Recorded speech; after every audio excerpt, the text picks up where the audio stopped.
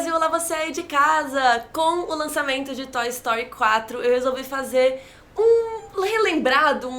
remeleixo, não. Uma coisa pra gente relembrar os 3 primeiros Toy Stories, que é uma franquia que marcou muito a minha vida, porque Toy Story, o primeiro, era o meu filme favorito da infância. Eu tinha a fita verde, sabe aquela fita verde da Disney? Se você não se lembra, é porque você é muito jovem. Mas na minha época, as fitas da Disney VHS eram verdes, que eram diferentes das fitas comuns, que eram preta, meio cinza, assim. Então eu tinha a fita do Toy Story 1 e eu ficava vendo e revendo e revendo. Eu amava muito e eu ainda amo até hoje. Então eu fico muito feliz de trazer aqui um conteúdo pra vocês que eu amo tanto. Se você gosta desse tipo de vídeo, dá um like e compartilha com seus amigos que me ajuda muito. Bom, Toy Story, o primeiro, foi o primeiro filme a ser feito completamente, totalmente por computador. Além de ser o primeiro filme feito em parceria entre a Disney e a Pixar. Antes desse filme acontecer, a Pixar era apenas uma empresa que vendia computadores e fazia as animações meio que pra promover os seus produtos. Então o estúdio nessa época era composto por uma quantidade relativamente pequena de funcionários, era pouca gente, e eles tiveram que se virar na raça pra produzir o Toy Story. A Pixar ficou muito renomada e conhecida depois de um curta-metragem que foi lançado em 88, que se chama Teen Toy. Inclusive esse curta ganhou o Oscar de melhor animação em curta-metragem no Oscar do ano seguinte, em 89. Aí, em 91, a Disney procurou a Pixar e eles fizeram um contrato de 3 filmes. A Disney ia financiar esses filmes, a maior parte do financiamento, e eles iriam ser donos dos filmes e distribuir os filmes. Distribuir é colocar no cinema, mandar pro VHS, depois fazer a fita e tudo mais. Os executivos da Disney escolheram a Pixar porque eles queriam um estúdio diferente, que fosse fazer coisas diferentes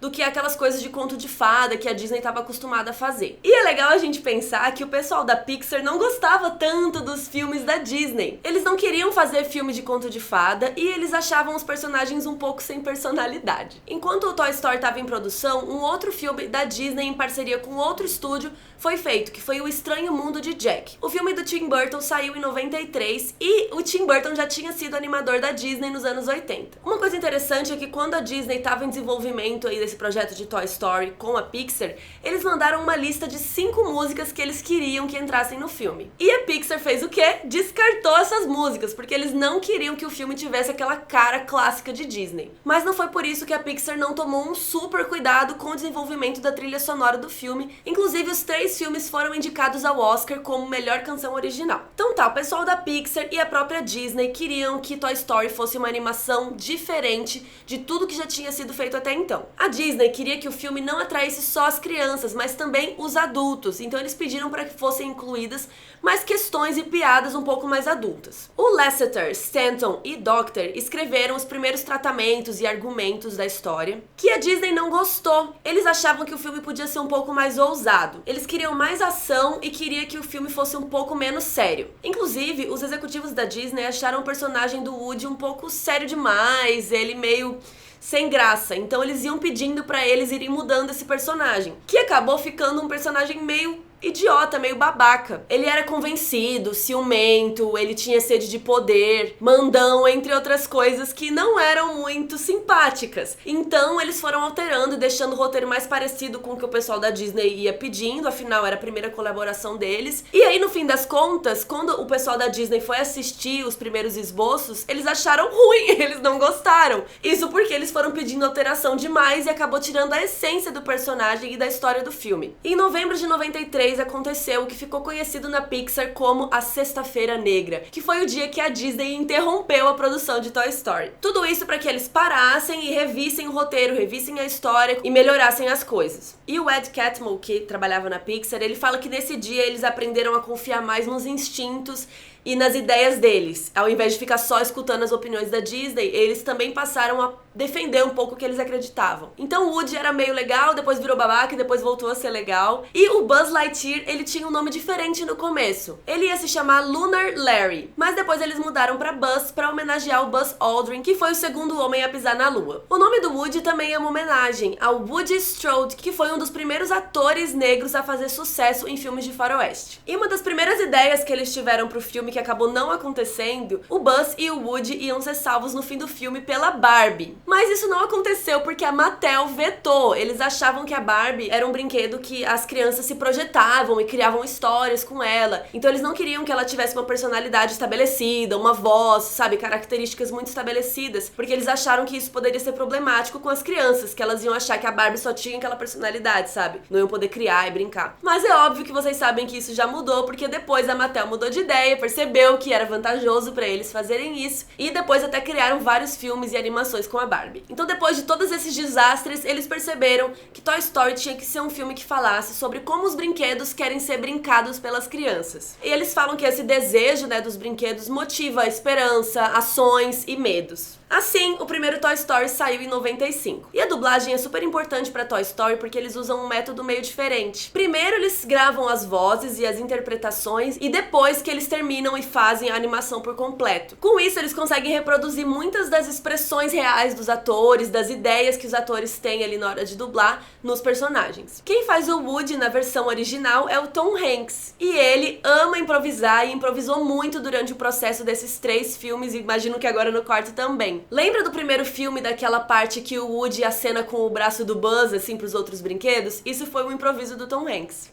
Oh, hi, Buzz! Why don't you say hello to the guys over there? Hiya, fellas, to infinity and beyond! Hey, look, it's Buzz! E uma curiosidade interessante é que o Tom Hanks só dubla o personagem nos filmes. Nos outros curtas e outras coisas que saem de Toy Story, não é o Tom Hanks que faz, e sim o irmão menos famoso dele, que é o Jim Hanks. E o Billy Crystal, que era a primeira opção pra dublar o Buzz Lightyear e que negou o personagem. Acho que ele deve ter ficado arrependido. Ele disse que não combinava muito com ele não curtiu muito a ideia. Mesmo depois que o Steve Jobs foi atrás dele, que era executivo da Pixar, foi lá falar com ele, não, Billy, vamos fazer e tal. Ele falou, não quero fazer. E aí quem deu sorte e pegou o papel foi o Tim Allen. E aí o filme foi um sucesso, né? E aí em 1997 a Disney pediu o Toy Story 2 pra Pixar. E eles pediram um filme que fosse direto pro vídeo. Naquela época isso fazia muito sentido, porque as últimas animações da Disney não estavam indo muito bem no cinema e era muito lucrativo mesmo naquela época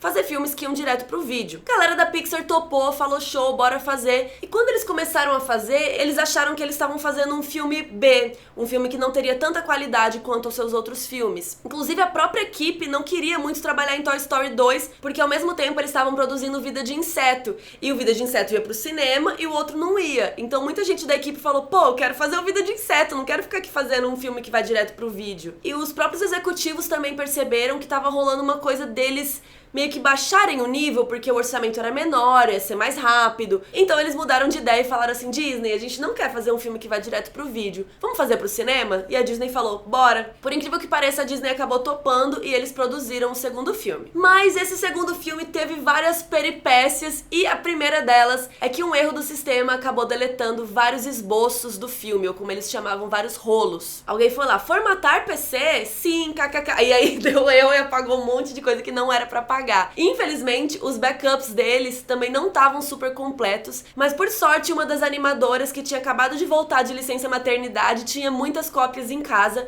e acabaram conseguindo remendar e salvar muita coisa. Só que o Ed Catmull e o John Lasseter estavam olhando o material do filme e eles viram que eles não estavam gostando muito. Eles tinham colocado 2 diretores na produção e eles acharam melhor tirar esses diretores porque não estava ficando legal. Só que eles já tinham uma reunião marcada com a Disney, então o John Lasseter foi lá e apresentou pra Disney os rolos e o material que eles tinham, mas ele falou assim, eu odiei, não vai ser isso, a gente vai começar do zero o filme. E a Disney, por incrível que pareça, gostou. A Disney falou, não, gente, tá ótimo, bora fazer isso aí mesmo, bora botar o filme no cinema. E o John Lasseter bateu o pé, acho que com a lição, né, do primeiro Toy Story, ele falou, não, a gente vai fazer o nosso melhor e isso não é o nosso melhor. Então eles foram lá, trocaram os diretores e recomeçaram do zero praticamente. O John Lasseter achou que o roteiro, né, que estava sendo desenvolvido era um pouco previsível, não era tão engraçado, não tinha muita emoção. Então ele falou assim, vamos começar da base de tudo, porque pra eles na Pixar sempre a base é a história. Mas como a data de estreia do filme não ia mudar, eles tiveram que fazer tudo em apenas 9 meses, deixando a equipe completamente louca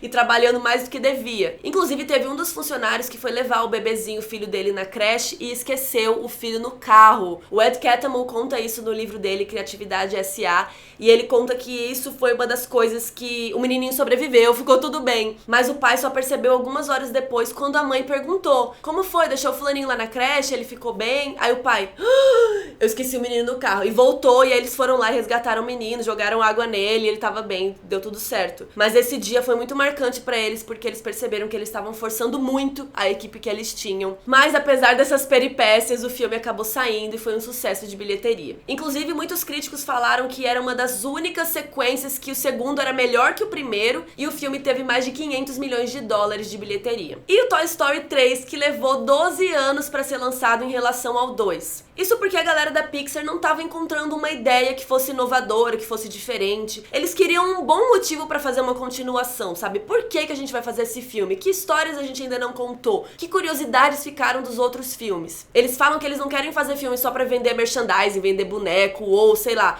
pra mostrar as técnicas de animações diferentes. Eles querem boas histórias. E por isso que a Pixar acaba demorando muito pra desenvolver sequências, né? Por exemplo, Monstros S.A. levou 12 anos, a sequência de Procurando Nemo levou 13 anos e de Os Incríveis levou 14 anos. E aí o terceiro filme foi super sossegado, não teve nenhum problema, e eles até falam que tava dando tudo tão certo que eles tinham medo de a qualquer momento acontecer algum problema. E é bem interessante a gente pensar como ao longo dos anos e ao longo dos filmes, a Pixar foi se preocupando cada vez mais em incluir mais personagens femininas nas histórias deles. Como o primeiro filme girava em torno de brinquedos de um menino, o Andy, ele não tinha muitas bonecas, né? Ele só tinha a Betty, que era uma boneca da irmã dele. Porque naquela época ainda tinha esse conceito, né, dos brinquedos de menina e dos brinquedos de menino. E aí no segundo filme eles já perceberam a necessidade de ter mais personagens femininas. Foi aí que eles colocaram a Jessie. E é muito legal que ela mostra uma outra forma de feminilidade. Ela é uma personagem que salva eles em vários momentos do filme. Ela é muito mais forte e independente do que a Betty no primeiro filme. No terceiro filme também aparece a personagem da Barbie, finalmente. E ela é líder dos brinquedos da creche e acaba tornando o lugar muito mais inclusivo, né, do que era aquele urso Lotso. E é interessante que no final do terceiro filme, os brinquedos acabam se tornando brinquedos de uma menininha, né, de uma menina e muito pequena, que é muito legal porque quebra o estereótipo de que aqueles brinquedos de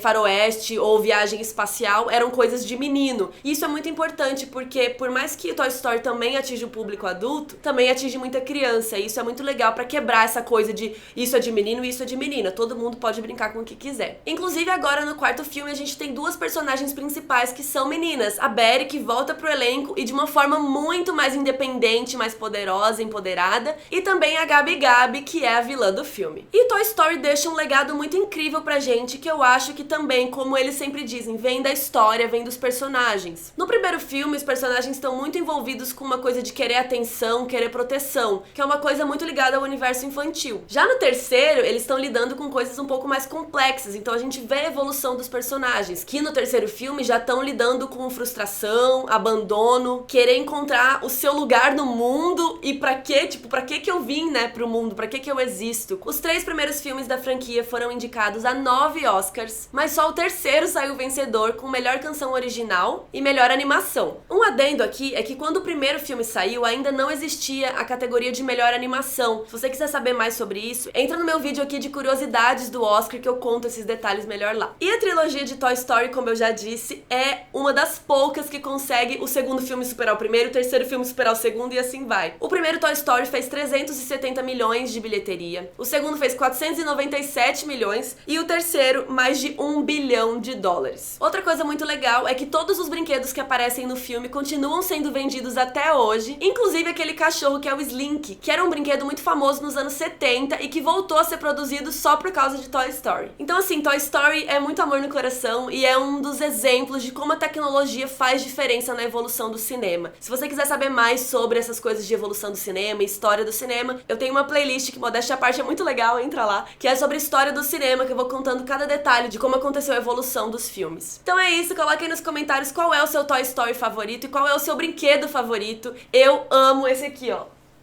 Os bichinhos verdes, eu amo demais eles. E é isso, um beijo e até a próxima. Tchau!